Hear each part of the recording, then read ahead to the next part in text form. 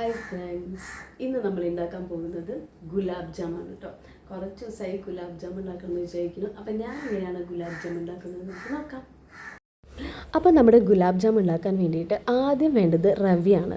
അപ്പോൾ വറക്കാത്ത റവ അത് നമ്മളൊരു കപ്പ് എടുത്തിട്ട് നമ്മൾ മിക്സിയിൽ നന്നായിട്ട് പൊടിച്ചെടുക്കണം.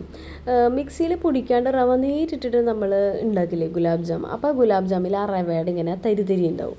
അതെന്തോ അധികം ടേസ്റ്റ് ഇല്ലാത്ത പോലെയാണ് എനിക്ക് തോന്നിയിട്ടുള്ളത്. അതാണ് ഞാൻ റവ ആദ്യം തന്നെ മിക്സിയിൽ നന്നായിട്ട് പൊടിച്ചെടുക്കുന്നത്.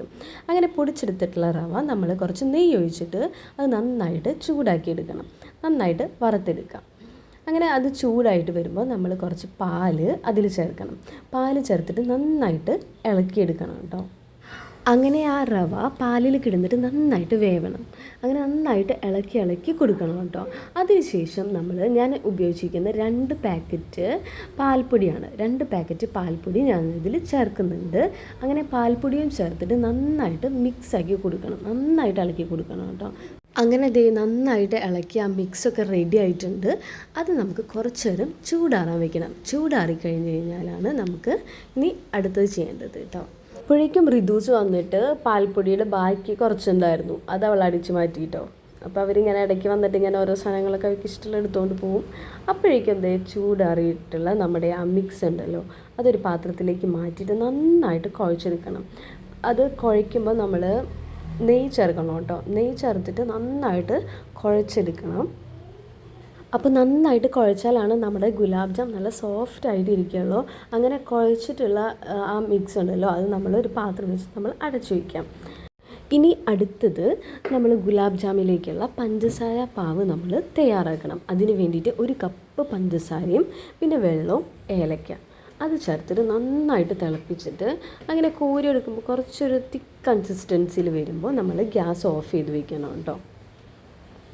അങ്ങനെ ഈ പഞ്ചസാര പാവ് തയ്യാറാക്കിയതിന് ശേഷമാണ് നമ്മൾ എന്താ ചെയ്യേണ്ടതെന്ന് വെച്ച് കഴിഞ്ഞാൽ നമ്മൾ ആ കുഴച്ച് വെച്ചിട്ടുള്ള മാവ് ഒന്നുകൂടി നന്നായിട്ട് കുഴച്ചിട്ട് ചെറിയ ബോൾസ് ആക്കി എടുക്കണം.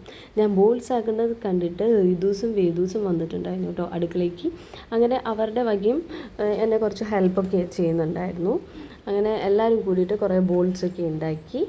ഇനിയാണ് നമ്മളൊരു പാത്രത്തിൽ എണ്ണ ഒഴിച്ചിട്ട് അത് നമ്മൾ നന്നായിട്ട് ഫ്രൈ ചെയ്തെടുക്കണം. നല്ല ഗോൾഡൻ കളറിൽ വേണം കേട്ടോ അത് ഫ്രൈ ചെയ്തെടുക്കാനായിട്ട്. റിദൂസാണ് ഇവിടെ എന്നെ ഹെൽപ്പ് ചെയ്യുന്നത്. ഇതൊക്കെ ചെയ്യാൻ അവൾക്ക് ഭയങ്കര ഇഷ്ടമാണ് കേട്ടോ.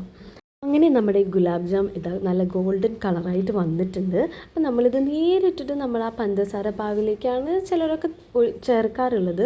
പക്ഷേ എനിക്കതാക്കുമ്പോൾ ആ പഞ്ചസാര പാവിൽ നന്നായിട്ട് എണ്ണയൊക്കെ വരുന്ന പോലെ തോന്നും. അപ്പം ഞാൻ ആദ്യം ചെയ്യുന്നത് വേറൊരു പ്ലേറ്റിലേക്ക് അത് മാറ്റിയിട്ട് അതിന് ശേഷമാണ് കേട്ടോ ഞാൻ പഞ്ചസാര പാവിലോട്ട് ആ ഗുലാബ് ജാം ഇടുന്നത്. ഫൈനലി നമ്മൾ ഉണ്ടാക്കി വെച്ചിട്ടുള്ള ഗുലാബ് ജാമൊക്കെ അതിലേക്ക് ഇട്ടിട്ടുണ്ട് കേട്ടോ. പഞ്ചസാര പാവിലേക്ക് കുറച്ചധികം ഉണ്ടാക്കാനുണ്ടായിരുന്നു. അങ്ങനെ ലാസ്റ്റ് വനും കഴിഞ്ഞു എല്ലാതും അതിലേക്ക് ഇട്ടിട്ട് നമ്മൾ അതിൽ നന്നായിട്ട് പിടിക്കണമല്ലോ, നല്ല സോഫ്റ്റ് ആവാനില്ലേ ആ പഞ്ചസാര പാവിൽ കിടന്നിട്ട്. അപ്പം അതിന് വേണ്ടിയിട്ട് കുറച്ച് നേരം നമ്മൾ വെയിറ്റ് ചെയ്തു. റിദൂസിനൊന്നും വെയിറ്റ് ചെയ്യാനുള്ള സമയമേ ഉണ്ടായിരുന്നില്ല കേട്ടോ. അങ്ങനത്തെ രുചിച്ചേട്ടൻ വന്നപ്പോൾ ഐസ്ക്രീം കൊണ്ടുവന്നിട്ടുണ്ടായിരുന്നു. അങ്ങനെ ഞങ്ങളെല്ലാവരും കൂടിയിട്ട് ഐസ്ക്രീമും ഗുലാബ് ജാമും കഴിച്ചു. പിന്നെ ഒരു കേക്കും ഉണ്ടായിരുന്നു കേട്ടോ. അങ്ങനെ അതെല്ലാം കൂട്ടിയിട്ട് ഞങ്ങൾ ഗുലാബ് ജാമൊക്കെ നല്ല ടേസ്റ്റ് ഉണ്ടായിരുന്നു. അപ്പോൾ ഈ റെസിപ്പി എല്ലാവർക്കും ഇഷ്ടമായ എല്ലാവരും ഉണ്ടാക്കി നോക്കാം. അപ്പോൾ വേറെ വീഡിയോയിൽ കാണാം. ബൈ.